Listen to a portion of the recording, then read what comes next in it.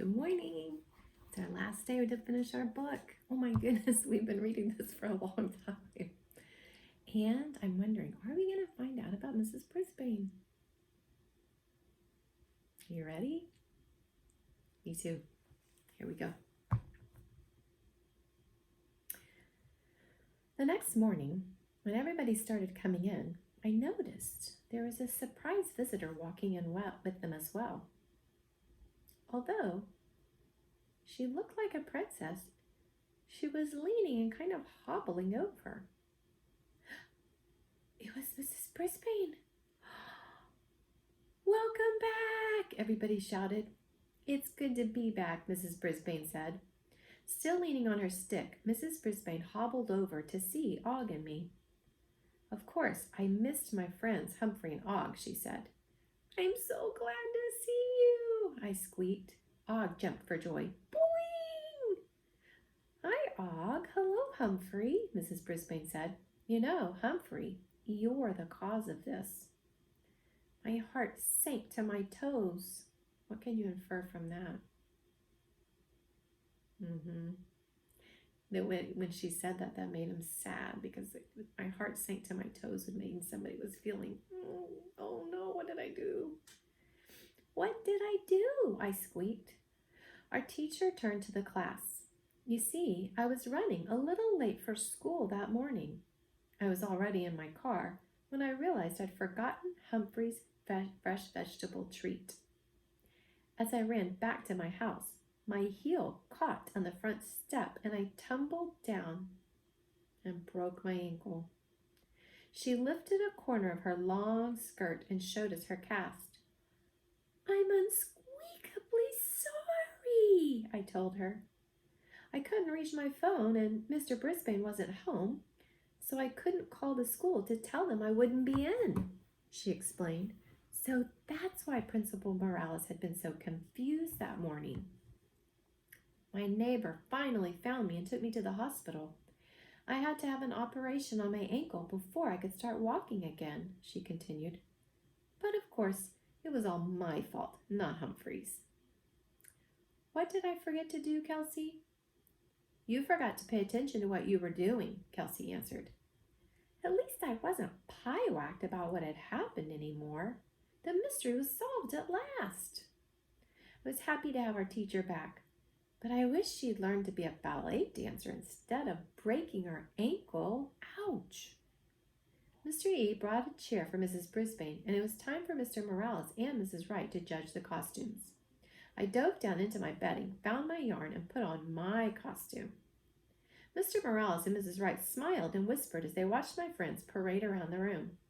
No one was watching me, so to get their attention, I began squeaking loudly. Squeak, squeak, look at me, I repeated over and over. Finally, Mrs. Brisbane turned to see what was wrong, and she burst out laughing. What on earth is Humphrey wearing? Everyone rushed over to my cage, so I stood up on my rear paws and squeaked some more. He's got red yarn on his head, Rosie said. You're right. Thomas leaned in and held up his magnifying glass. It's red yarn, all right. Joey leaned in and held up his magnifying glass.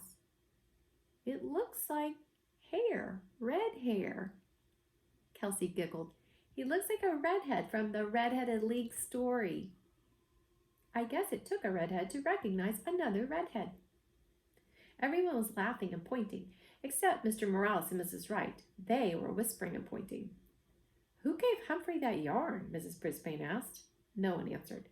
Whoever you are, you're a very clever person, she said. For once, Mrs. Brisbane was wrong. I'm a very clever hamster. Mr. Morales announced that he and Mrs. Wright had made a decision. He reached in his pocket, pulled out a blue ribbon that had Best Costume written on it. It's a tie between Rosie Rodriguez and Humphrey. Boing, boing, boing, boing, Og cheered. He knew I'd wanted to win. Everyone else cheered too, and Mr. Morales put the ribbon on my cage. He had another Best Costume ribbon, which he gave to Rosie. I was proud to share the honor with her. Of course, you're all winners in room 26, he said. Mrs. Brisbane is coming back to teach next week, so I think we should all thank Mr. E for doing a great job. He reached in his pocket and pulled out a gold ribbon that had Best Substitute written on it. Mr. E looked very happy to accept it. Now, boys and girls, Mrs. Murch is going on medical leave next week, so room 29 needs a substitute. Do you think I should recommend Mr. E? Everyone cheered wildly, even Mrs. Wright. Then they passed out treats for everyone, including some sunflower seeds for me. All I can say is it was a super great party. That night, when Og and I were alone in room 26, I guess I was the happiest hamster on earth. I'd made my friends laugh, and I had a shiny blue ribbon on my cage. My favorite teacher, Mrs. Brisbane, was coming back. My next favorite teacher, Mrs. Mack, was just down the hall.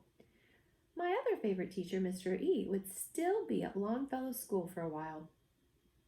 And even though I just solved a lot of mysteries in room 26, I knew that as long as I was a hamster living in a classroom full of humans, I'd always have plenty of mysteries to solve, just like Sherlock Holmes.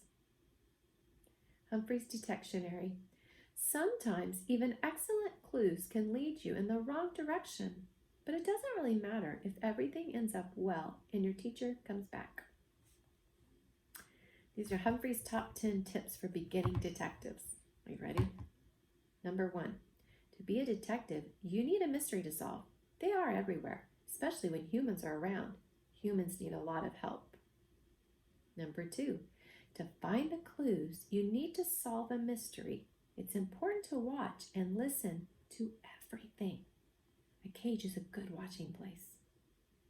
Number 3, it's also unsqueakably important to write your observations in your notebook.